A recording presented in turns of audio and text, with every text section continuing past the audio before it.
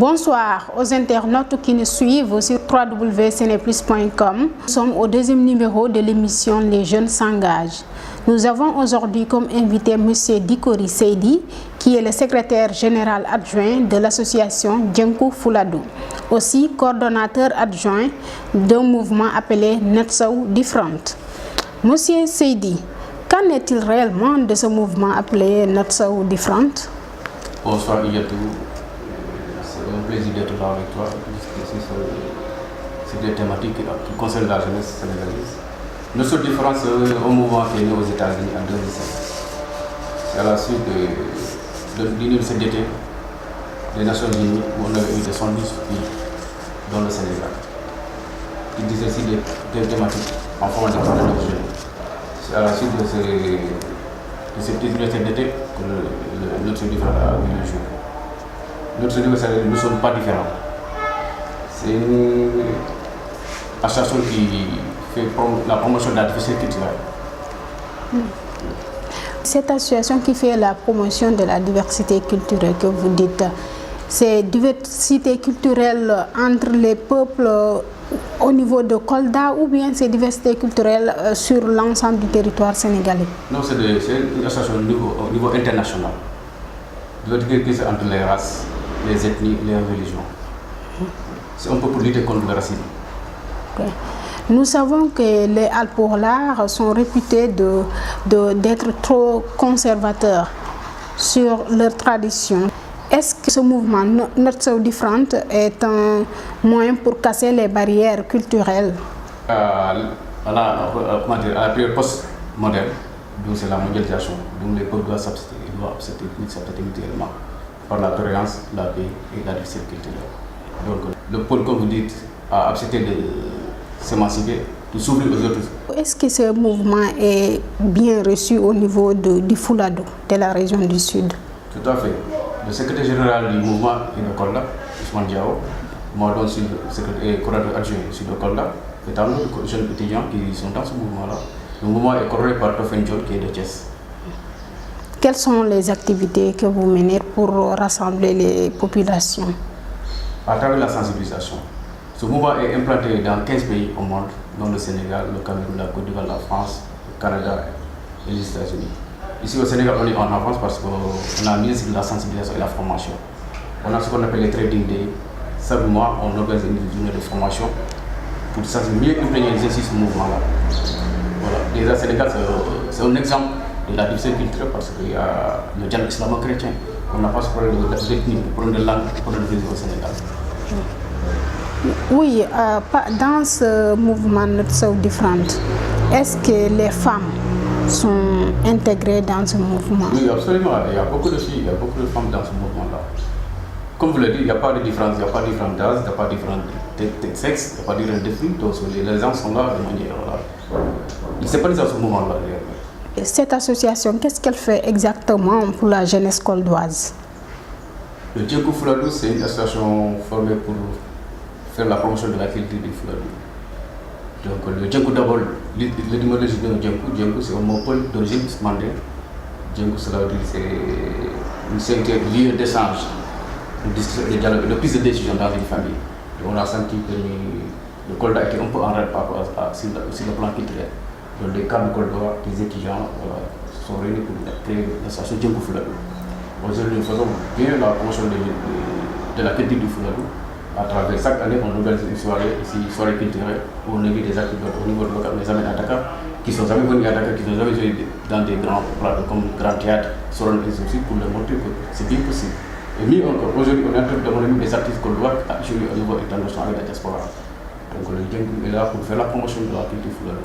Au-delà de ça, le Djenkou est dans le social. Donc cette année, avec les inondations, le Djenkou a fait beaucoup d'actions sociales en toute direction. Aussi, le Djenkou appuie des soutiens des étudiants qu'on doit, à travers les logements sociaux, des bourses, des types. Cette association, est-ce qu'elle œuvre un peu pour l'emploi des jeunes au niveau de Kolda?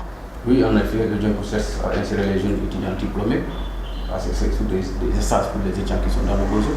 Le mieux, les nouveaux bacheliers qui n'ont pas eu la santé orientée, tous les bourses de formation, les mettent dans des EPC. Est-ce que vous sensibilisez pour essayer un peu de fixer les jeunes dans leur localité à ne pas s'aventurer au niveau de la mer? Oui, en effet, une fois qu'on on se retrouve avec les jeunes là, il y a la médication de radio communautaire, on essaie de sensibiliser les jeunes, on dit que il faut rester chez eux. Mais aussi, quand on a l'impression de rester, pourvu qu'il y ait des mesures d'accompagnement. Vous comprenez? Aujourd'hui, on nous demande de retourner à l'agriculture. Ils sont là à cultiver, mais ils ont du mal à écouler leur production. Aujourd'hui, seulement à la radio, j'ai entendu que le CEDU, ils sont là, la campagne de communication encore, c'est un échec. 3 moitiés dans les travaux, qui est 30 ans des travaux sans terme. Après la récolte, on a du mal à écouler sa production. Ça pose problème. Ils sont là, ils vont encore partir. Ils étaient Barça ou Barça. Voilà. Après ça, maintenant c'est Libye. Et ils vont trouver encore d'autres moyens de se rendre en Europe. Il faut que l'État ait de réelles volontés politiques pour fixer les zones là chez eux. L'entrepreneuriat, pas une solution pour permettre aux jeunes de rester au pays. Mais l'accès au l'octroi de crédit pose un réel problème. Mais il y a beaucoup de structures qui sont là, qui peuvent accorder des financements sous certaines conditions, mais les jeunes peuvent y aller, n'est-ce pas? Oui, mais c'est de la ils ont dit qu'on a déposé à l'ANPS, mais on attend jusqu'à présent, il n'y a rien. Est-ce que ce n'est pas aussi des questions politiques? Est-ce que vous êtes en collaboration avec les autorités locales? Oui, d'ailleurs même la commission scientifique est gérée par le professeur Moussa Baldé, qui est le président du conseil départemental de Kolda. Ablaye Baldé, qui est ministre de l'éducation, maire de Kolda, et membre fondateur du Djenkou Fouladou. Monsieur le président du Djenkou, c'est une Sambalo. Ils arrivent une direction nationale dans le domaine de l'agriculture. Donc on est en contact permanent avec les autorités, en collaboration avec les autorités locales. Ils vous reçoivent, vous, en tant que membre d'une association qui milite pour le développement de la localité? C'est toujours une fierté de voir un jeune ouvrier, les jeunes Kolda ou les cadres Kolda se réunir pour se penser pour le devenir de notre localité. Donc c'est un honneur pour la population locale de voir se battre pour le devenir de notre localité. Les mariages précoces sont très prépondérants dans cette partie du pays.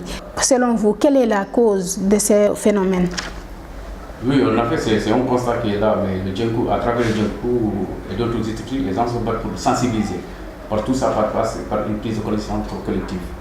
Donc à l'époque, chez nous, au Fouladou, d'ailleurs, on donnait les gens en mariage précoce, des mariages familiaux. Bon, on est habilité pour ça, sensibiliser les gens que voilà, c'est possible, surtout les filles, de les laisser donner la santé étudier et aller faire des formations et mieux servir la localité. Est-ce que vous avez noté qu'il y a une amélioration par rapport aux activités que vous menez de sensibilisation pour le maintien des filles à l'école? Oui, il y a une nette amélioration. Maintenant, c'est les filles qui se battent pour rester à l'école. Cette année, nous notons une hausse au niveau élevé du nombre de filles qui restent au bas. Donc c'est une fierté.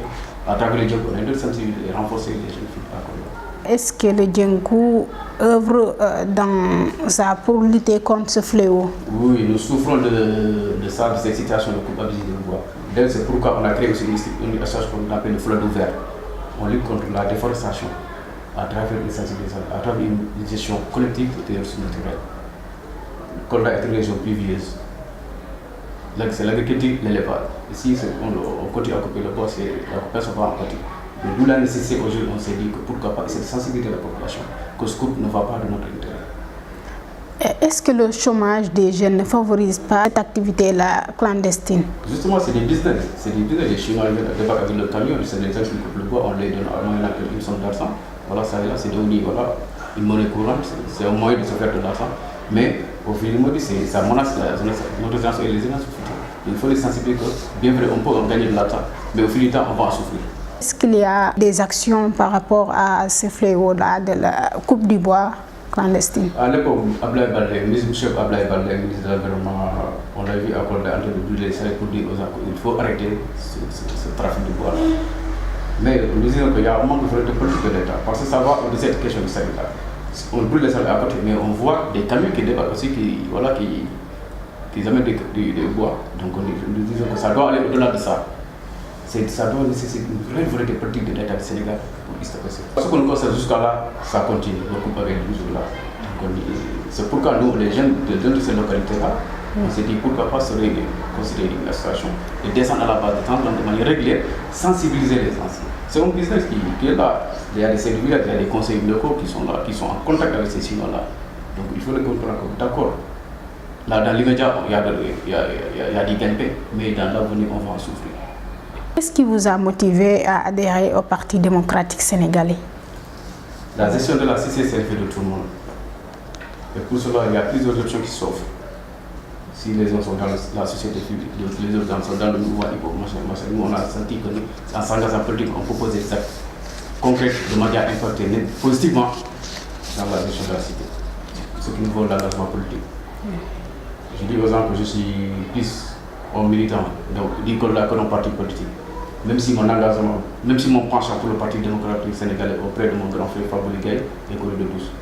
Le PDS, vous ne trouvez pas que ces temps-ci, il est en lambeau, puisque tous les leaders ont quitté le navire, on dirait?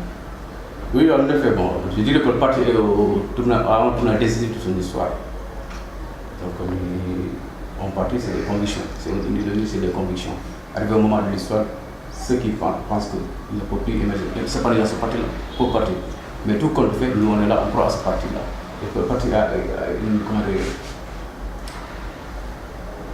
institution générationnelle où les vieux sont en train de partir, mais nous les jeunes, on est là, on croit à partir, on se bat pour ce parti-là. C'est des conflits, c'est des valeurs qu'on croit et on va pour ces valeurs. Vous faites référence au renouvellement des générations. Vous êtes jeune et vous militez auprès du PDS.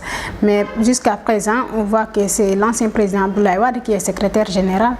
Et il n'a pas cédé sa place malgré qu'il a quitté ses fonctions de président de la République. Le président Wade, au-delà du Parti démocratique, mais c'est le Sénégal qui a posé de ce grand monsieur-là. Au-delà du Parti sénégalais, c'est le Sénégal qui a posé de ce grand monsieur-là. Comme vous le constatez, quand il est toute sa bouche, quand il n'est pas là, c'est le désordre total. Donc on a besoin encore de selon parti. Est-ce qu'il n'est pas là seulement pour permettre une succession de père à fils? On peut voir selon ses aspirations. Mais nous nous disons qu'il est là pour la jeunesse sénégalaise. Aujourd'hui, son fils n'est pas là, mais il est en train de se battre pour le parti. Aux élections législatives, il était là pour nous épauler, pour nous guider. Et on a fait un bon score. Et Karim n'est pas là.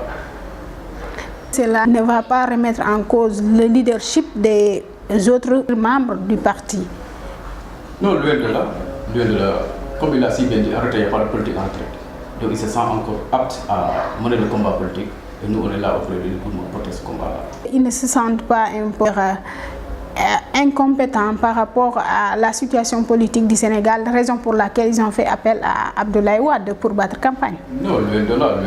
Vous prenez le cas de Omar Sarr, c'est quelqu'un depuis 87 qui se bat. D'abord, c'est la crédibilité d'un homme politique et dans sa capacité de mobilisation au niveau de sa localité. C'est ça, nous, pour nous, l'essence de la politique. Après, au niveau de la nation, mais Omar Sarr, ça compte dans sa localité respective et en train de se battre pour s'imposer là-bas. Omar Sarr, c'est un leader qui s'est imposé depuis 1986. Il a du mérite. Donc nous pensons qu'il peut porter le combat là. Mais comme tout compte fait, on a encore besoin de ce vieux là. Nous sommes contents qu'il soit là. C'est ce qui est important. Quelle lecture faites-vous du refus du PDS de participer au dialogue politique national qui a été initié par le président Macky Sall? C'est l'État du Sénégal en question qui a intérêt qu'il y ait ce dialogue politique là. Mais pour ça, il doit donner des gaz, rassurer les gens. C'est une question de confiance qui se pose ici. On ne peut pas demander de dialoguer avec quelqu'un, un partisan. On a dit pour dialoguer, il faut une personne neutre qui est au-dessus de la mairie politique, qui sera là pour l'intérêt du Sénégal. Par contre, le ministre de l'Intérieur, qui est membre du parti au pouvoir, qui est un produit président de la République, mais en fait, il ne va jamais dialoguer dans le sens qui va avoir l'intérêt du président. Pour ce faire, on a demandé qu'il y ait une personne neutre qui peut canaliser cette question-là. On a nommé M. Seydou Nourouba, ancien ambassadeur, comme étant le président du comité de concertation pour le processus électoral. Votre impression là-dessus? Son excellence Seydou Nourouba, qui est crédité comme étant un homme de consensus, nous félicitons de cette nomination-là et nous espérons qu'il sera répondre aux attentes. De toute façon, c'est au pied du mur qu'on reconnaît le mouvement. Nous apprécions les premiers actes qu'il aura à poser. Tout dépendra encore de sa qualité de management. On est là pour l'intérêt du pays. Donc si quelqu'un est là pour l'intérêt du pays, on est là pour distribuer. Mais aussi récemment, on a vu que le PDS, notamment son secrétaire général, Maître Abdoulaye Wade, a endossé le combat de Khalifa Sall. Et présentement, on chemine tout droit vers un procès en correctionnel du député Khalifa Sall. Est-ce qu'il n'y a pas là un échec de l'activisme du président Wade en faveur de Khalifa Sall? Non, ce n'est pas un échec. C'est un homme qui a toujours combattu l'injustice. Si nous estimons que Khalifa Sall, même s'il était coupable, mais la procédure, la manière dont il est traité en justice n'est pas du tout courtois, donc nous estimons qu'il était important de mener ce combat-là et de manifester son soutien et ça voilà, il était important pour le président de Wade de manifester son soutien à Khalifa Sall. Ceci dit maintenant, s'il nécessite qu'il y ait un procès, mais tout le monde a été qu'il y ait un procès pour savoir ce qui se passe réellement. Khalifa Sall doit se défendre effectivement. Mais on aurait voulu que les procédures soient respectées, que le droit de défense soit respecté. Voulez-vous dire que la justice du Sénégal est instrumentalisée? Nous dirons plutôt qu'il y a de grands monsieur dans la justice qui sont là pour la justice. Mais tout compte fait, dans tout système aussi, il y a des brebis galeuses. Nous sommes presque au terme de l'émission. Quel est votre dernier mot? Voilà, je me réjouis d'être là et je vous remercie de cette invitation-là. C'est toujours un plaisir de débattre des questions qui engagent le développement du pays. Comme je l'ai dit, on est un petit produit du tissu associatif. D'abord, c'est au niveau de mon quartier, après mon lycée. Ensuite, c'est au niveau de ma localité, à travers d'abord les étudiants, les associations pour la formation de Kolda, puis les associations comme le Djenkou Fladou, le Fladou vert, le nôtre sont différents. Au-delà de ça, c'est le parti politique. Donc, on a fait du combat pour les adresses de notre localité, on s'associé. C'est toujours important et toujours un plaisir de nous inviter à débattre ces questions-là. Nous vous remercions. Merci. Nous sommes au terme de l'émission Les Jeunes s'engagent et nous vous donnons rendez-vous au prochain numéro sur www.seneplus.com.